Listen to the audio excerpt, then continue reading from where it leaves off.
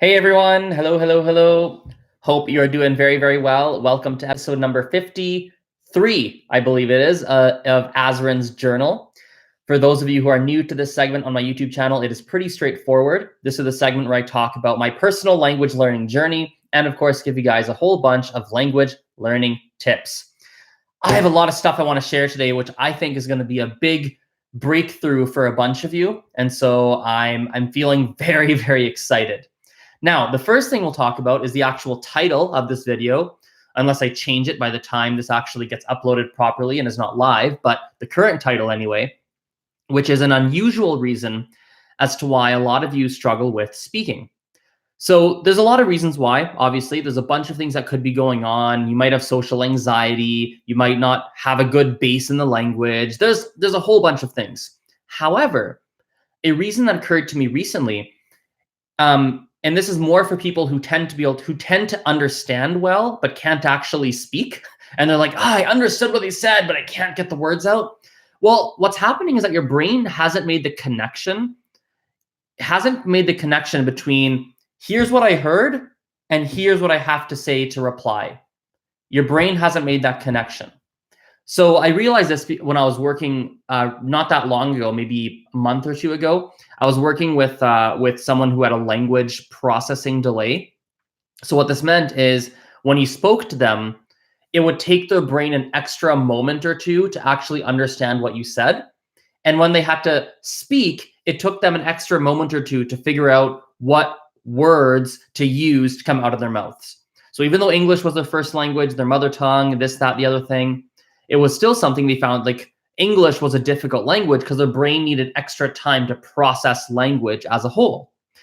And one thing that would happen with this boy is I would talk to him and I would ask him something like, hey, where is your brother? And he would reply, Fred or Jack or whatever. And I would say, no, but where is he? And he would look at me and say, Fred. And I'd be like, no, where? Like, is he at the library? Is he at home? Is he at school? Is he at hockey? Is he at... And then he would think and he'd say, oh, he's at blah, blah, blah. Or I would say, hey, when did you go to Mexico? And he'd be like, oh, I love Mexico. And I'd be like, but when did you go? And he'd say, I love Mexico. Mexico's great. Hello from France. Hello from Russia. See you guys in the chat. And he'd be like, Mexico's great. And I was like, no, but when? Like, did you go yesterday? Did you go a month ago? And then he would realize, oh, when someone asks me when, I have to give him a time. When someone asks me where, I have to provide a location. His mind had not made the connection that when you're asked a question, like, where did you go? Where did something happen? Where did blah, blah, blah, that he had to provide a location as a reply. He hadn't made that connection until we talked about it. And then he's like, oh, where equals location. Great. So every time I hear a where, I have to reply with the location. Okay. He hadn't made that connection. So why is that relevant for you? Well, it's relevant because, and for all language learners, many language learners, often someone says something to us. They say, my example of this is someone will say, tell me about Canada in French or Spanish or Mandarin or whatever, right? And someone will say, hey, tell me about Canada. And I understood the question. I know what they want. I have the knowledge to answer, but I freeze and I don't know how to answer. And I'm like, and I can't find the words. Or maybe I answer saying something very simple, like Canada's great, Canada's amazing. That's it. That's all I say. And the reason is that my mind hasn't made the connection of, oh, when someone says, tell me about Canada, I need to talk about the weather. I have to talk about the people. I have to talk about the food. I have to talk about the language. I have to talk about... My mind hasn't broken it down into smaller steps of what I have to talk about when someone says, hey, tell me about Canada, or hey, why did you do blah, blah, blah. My mind hasn't made that connection. So what does all of this mean? All of this means, in my perspective, that for all of you guys, if you are someone who tends to understand very, very well, but speaking is kind of challenging, and even though you have the knowledge to speak, and you're like, I have the knowledge to do it, but I'm getting stuck. Well, one thing for you to do is in those moments when you get stuck, right? In those moments where you get stuck, I encourage you after the fact to think about, okay, that person asked me this question. If I'm asked that question or a similar question in the future, what process does my mind have to follow? What steps, what pieces of information specifically do I have to share? Make it specific, break it down. Like myself, if someone asks me, what do Canadians think about blah, blah, blah? Now, and again, this is an example. I've done this. It's a good example. I'll provide this example. It's like if someone asks me in a foreign language, what do Canadians think about, I don't know, marriage? What do Canadians think about sports? What do Canadians think about blah, blah, blah if I'm traveling? Well, I know in my mind, I can create a list of steps, which is I need to tell them what I think. I need to tell them what my friends think. I should probably tell them what other people think, some contrary opinions. Like I need to follow minimally those 3 steps in order to satisfy the question that I was asked. So I encourage you guys to do that. And maybe that's something that'll be a breakthrough for you. I know when I thought of this yesterday, when it finally hit me, I was like, oh, that's what's happening. It's not that people don't have the knowledge to speak. Yes, you're probably lacking practice because practice will solve that over time. But it's not the practice, but it's not the root issue, right? And practice will solve it, by the way. Really, the answer is still practice and getting more experience. That is the answer. But I think for a lot of people, it helps to know what the specific problem is. And I think that for many of you is the specific problem. So yeah, got some people in the chat here. I've got some more stuff I want to share, but let's go on the chat first. Azren, when will the next movie with Justin be released? We don't have anything planned right now. Justin, for those of you who don't know, maybe a year, maybe 2 years ago, he's another YouTuber who does a lot of English lessons and such for Russian speakers. And we did a video together roughly a year or 2 ago. Yeah, I mean, probably nothing planned in the near future, but maybe we'll do something. We'll see. And then hello from France. Hello. Oregon Polyglot Andy says, when I was really weak in Korean, I memorized some answers and listened for keywords in their questions. Sometimes I guessed the question correctly and sometimes I didn't. It's a very fair point. I do find that memorizing phrases and certain words, it's a hit and miss proposal. Like it can work, but it sometimes can't work. I know, especially if someone has a reasonably, let's call it an intermediate kind of, here's what I'll say.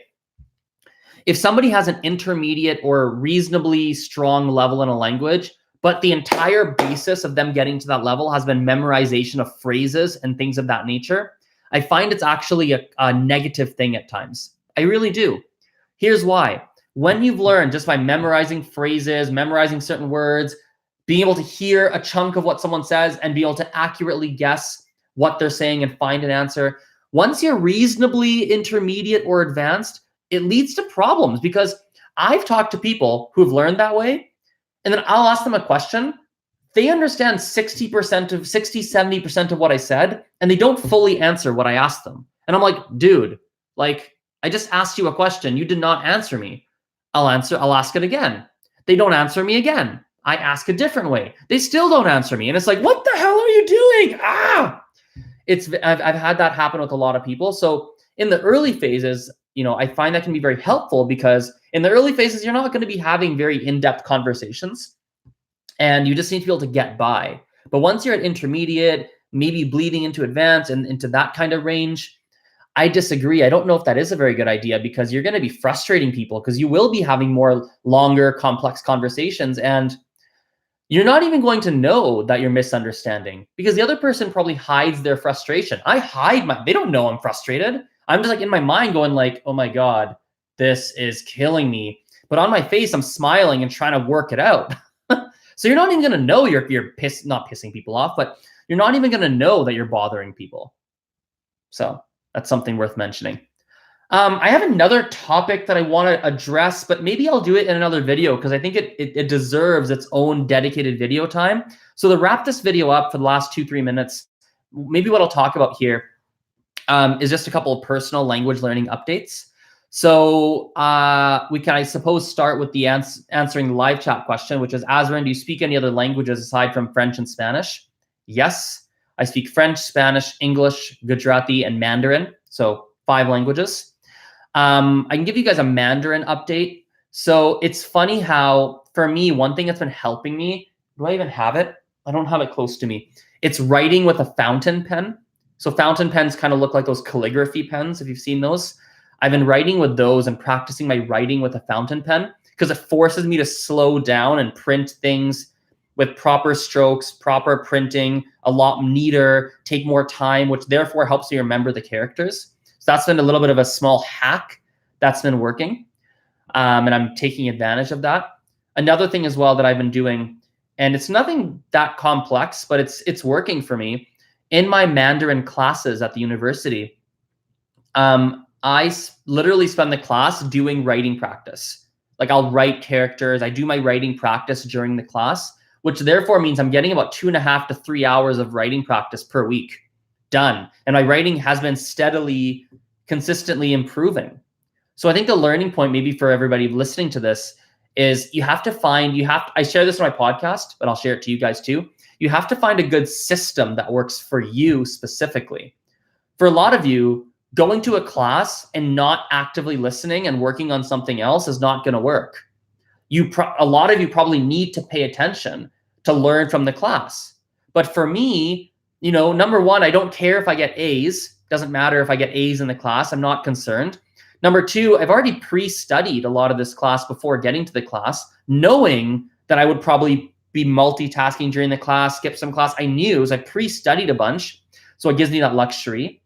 And 3, I know in classes I need to multitask because I can't sit there and focus, the whole time unless the class is slightly above my level, in which case I'm like super listening because I don't want to fall behind. But this class is not, I'm one of the stronger people in the class, so it's something that allows it to work for me. So that's a personal language learning update.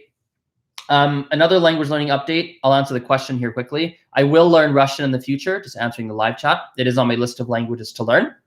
Another language learning update is a bit of a learning point for me related to finding a good system. I am not studying Gujarati very much lately. I'm just not. I've realized that, and I've known this for a while, but it's standing out to me quite a bit lately. There's a bunch of crumbs on the table here. I've noticed it recently where I really need I need classes to be able to learn a language. Like I need to be able to go to a class and I need that framework to learn. Not because I really learn a lot from the class. I mean, I learn in the class. I mean, as most people typically do. I do most of my learning probably outside of class, between classes, but the class provides a framework. It forces me to put a minimum amount of effort and prioritize the language. But Gujarati, there's no tension. There's nothing keeping me in line. And I know I've tried taking online private tutoring and stuff for various languages, and I cancel my classes. I cancel them. I don't show up. It's like I almost need like a group class in person that's at a convenient time that I like, that I want to go to, that's building towards something. Like right now, I'm building towards a degree. Like I need that kind of thing. And if I don't have it, it's very difficult for me to stay focused. The other challenge in Gujarati is that it's very difficult for me just to go to India and just enroll in some program for Gujarati and intensively study. One way that I've gotten around my personal challenges with staying motivated and going to my classes and staying diligent, the way I get over it is I'll go take off for 2 months and do nothing but the language for 2 months. I'll fly off to France and do 2 months of French, right? I'll do that. I'll take intensive classes, but Gujarati is harder to do that for. You don't have those opportunities in the same way, which is making it a very difficult language for me to learn. And I know I'll get there. I'll figure it out. It just means it'll be a slower process. And yeah. Anyway, thanks for watching, guys. Appreciate it. I guess we'll wrap this video up here. I have another video I want to make. I might sit and make it now. I think it deserves its own little video. It's a really good topic that'll be useful for a lot of you. So I don't really have time right now, but I definitely want to make it. So you will see that from me soon. Hope you have a good day and we'll chat later. Bye. See you.